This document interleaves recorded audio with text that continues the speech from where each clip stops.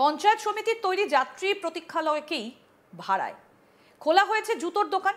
মানে ভাবতে পারছেন, সরকারি যাত্রী প্রতীক্ষালয় নাকি ভাড়ায় দেওয়া হয়েছে।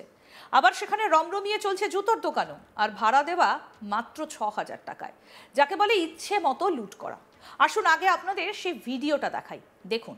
৬,০০০-এর ভাড়ায় সরকারি প্রতীক্ষালয়, এখন ভাড়ায় চলছে জুতোর দোকান। দেখুন।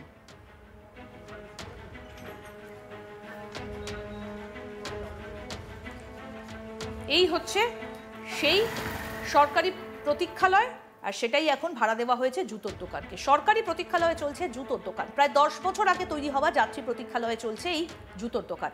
দোকানদারের বক্তব্য যে ভাড়া দিয়েই বসেছি।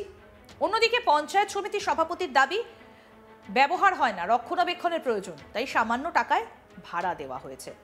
যাত্রীরা আবেদন করলে ৭ দিনেই সরানো হবে দোকান। তবে বিধায়কের প্রতিক্রিয়া, খুব শীঘ্রই ব্যবস্থা নেওয়া হবে।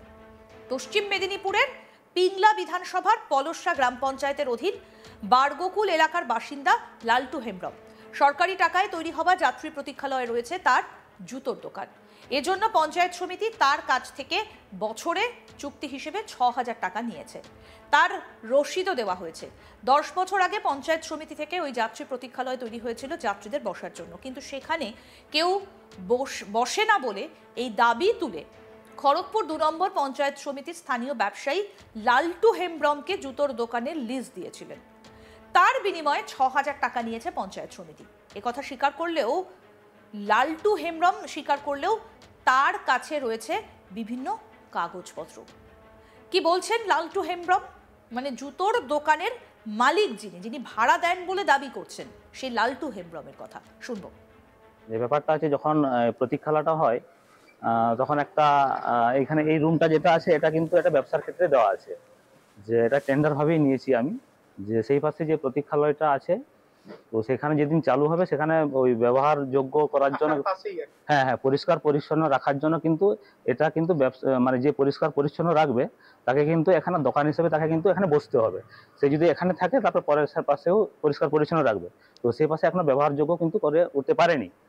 তো সেখানে সাবমার্সিবল বসাতে হবে, পায়খানা করতে, ল্যাট্রিন বাথরুম সব আছে, কিন্তু সেখানে ওগা হয়ে গেলে কিন্তু আমি সবকিছু এখানে পরিষ্কার পরিচ্ছন্ন করার জন্য থাকবো। কিন্তু এটা কিন্তু আমাদের ব্যবসার জন্য দিয়েছে আমাকে। না, হয়েছে কিন্তু পাইপ লাইন এখনো হয়নি। তো পাইপ লাইন হয়ে গেলে সে পাশে না, প্রতীক্ষালয়টা চালু হয়নি স্যার। কতদিন এটা হয়েছে? মিনিমাম ১০ বছর। ১০ বছর তো কত হয়েছে? বছর ৪-৫ না বেশি হবে। আমি এই ডিসেম্বর হলে ১ বছর হবে আমার। জানুয়ারি হলে ১ বছর এই নিয়েছি। তো আপনার বিরুদ্ধে এরকম অভিযোগ আসছে আপনি সরকারি জায়গার উপরে দোকান করেছেন। স্যার দেখুন, ব্যাপারটা হচ্ছে এটা সম্পূর্ণ সরকারি জায়গা, আমিও মানছি, কিন্তু এটা আছে যেহেতু ব্যবসা করার জন্য এবারে টেন্ডার মাফিকে কিন্তু এই জায়গাটা পেয়েছি আমি। কতদিনের জন্য টেন্ডার পেয়েছেন? এটা আমি যতদিন আমি ভাড়া বাবদ দিয়ে যাব ততদিন আমার টেন্ডার থাকবে। এটা বছরে ৬,০০০ টাকা, মাসিক ৫০০। তার জন্য আমার কাছে আমাদের পঞ্চায়েত সমিতি থেকে দিয়েছে আমাকে। পঞ্চায়েত সমিতির এটা আমার রিসিভ কপিও আছে। এই যে আমি পঞ্চায়েত সমিতির প্রত্যেক মাসে বার্ষিক একটা ভাড়া দিই, তার জন্য এটাও আছে। এই বিষয়ে খড়গপুর ২ নম্বর পঞ্চায়েত সমিতির সভাপতি বিশ্বজিৎ মুখার্জি জানিয়েছেন, ওই যাত্রী প্রতীক্ষালয়ে কেউ বসে না, নষ্ট হয়ে যাচ্ছিল, তাই রক্ষণাবেক্ষণের জন্য সামান্য টাকায় একজনকে ভাড়া দেওয়া হয়েছে। যেদিন যাত্রীরা আবেদন করবে তার ৭ দিনের মধ্যে দোকান সরিয়ে দেবো, যাত্রীরা তাদের প্রতীক্ষালয় ব্যবহার করতে পারবে। অপরদিকে এই বিষয়ে পিংলা বিধানসভার বিধায়ক অজিত মাইতি জানান, আমার কাছে এই বিষয়ে কোনো অভিযোগ আসেনি, যদি আসে পুলিশ দিয়ে ওই দোকান তুলে দেব। এইভাবে প্রতীক্ষালয় ভাড়ায় দেওয়া যায় না, ভুলেও জানিয়ে দেন বিধায়ক অজিত মাইতি। কি বলছেন? গোটা বিষয়টাকে নিয়ে কটাক্ষ করেছেন জেলা বিজেপি নেতৃত্ব। কি বলেছেন অজিত মাইতি শুনবো। পুলিশকে দিয়ে উঠিয়ে দেবো, ওটা একদম নিশ্চিত। পঞ্চায়েত সমিতি কাগজ রয়েছে না, কোনো কাগজ নগরী মিত্র। পঞ্চায়েত সমিতি কোনো সরকারি প্রতীক্ষালয়ে কাগজ দিতে পারে না। যদি কেউ এরকম জোর করে থাকে আমরা সেটা উঠিয়ে দেবো, আমার কানে এলে আমি উঠিয়ে দেবো। জেলা বিজেপি নেতা অরূপ দাসের অভিযোগ, তৃণমূলের রক্তে রয়েছে চুরি করা। সে সরকারি ঘর হোক বা সরকারি টাকায় তৈরি করা যাত্রী প্রতীক্ষালয় যাই হোক না কেন। কি বলছেন বিজেপি নেতা অরূপ দাস শুনবো। তৃণমূল কংগ্রেস হচ্ছে প্রতিষ্ঠিত চোর।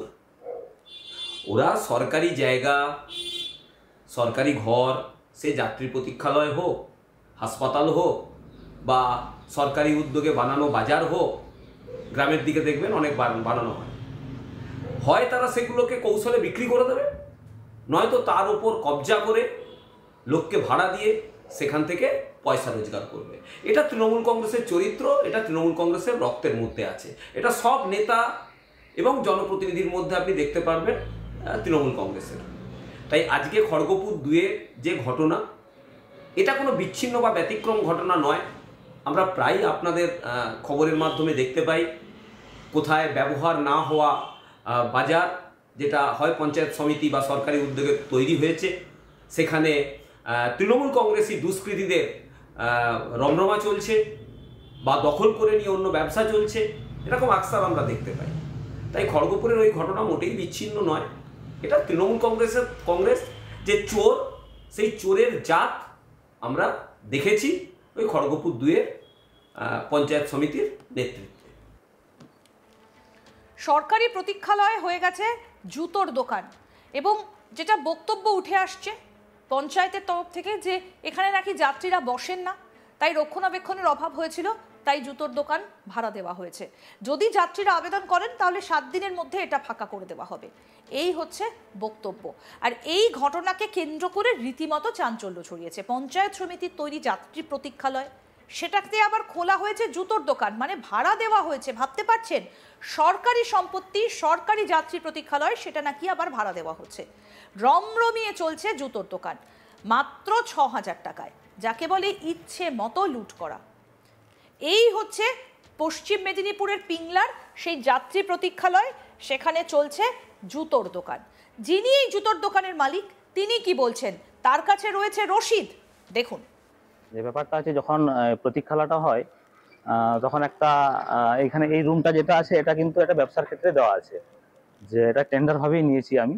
যে সেই পাশে যে প্রতীক্ষালয়টা আছে, তো সেখানে যেদিন চালু হবে সেখানে ওই ব্যবহারযোগ্য করার জন্য, হ্যাঁ হ্যাঁ, পরিষ্কার পরিচ্ছন্ন রাখার জন্য কিন্তু এটা কিন্তু ব্যবসা, মানে যে পরিষ্কার পরিচ্ছন্ন রাখবে তাকে কিন্তু এখানে দোকান হিসেবে তাকে কিন্তু এখানে বসতে হবে। সে যদি এখানে থাকে তারপর পরের পাশেও পরিষ্কার পরিচ্ছন্ন রাখবে। তো সেই পাশে এখনো ব্যবহারযোগ্য কিন্তু করে উঠতে পারেনি। তো সেখানে সাবমার্সিবল বসাতে হবে, পায়খানা করতে, ল্যাট্রিন বাথরুম সব আছে, কিন্তু সেখানে ওগা হয়ে গেলে কিন্তু আমি সবকিছু এখানে পরিষ্কার পরিচ্ছন্ন করার জন্য থাকবো। কিন্তু এটা কিন্তু আমাদের ব্যবসার জন্য দিয়েছে আমাকে। না, হয়েছে কিন্তু পাইপ লাইন এখনো হয়নি। তো পাইপ লাইন হয়ে গেলে সে পাশে না, প্রতীক্ষালয়টা চালু হয়নি স্যার। কতদিন এটা হয়েছে? মিনিমাম 10 বছর। 10 বছর তো কত হয়েছে? বছর 4-5 না বেশি হবে। আমি এই ডিসেম্বর হলে 1 বছর হবে আমার। জানুয়ারি হলে 1 বছর এই নিয়েছি। তো আপনার বিরুদ্ধে এরকম অভিযোগ আসছে? আরও আপডেট পেতে দেখতে থাকুন আজ তাক বাংলা, সাবস্ক্রাইব করুন, নোটিফিকেশন পেতে বেল বাটন অপশন প্রেস করুন।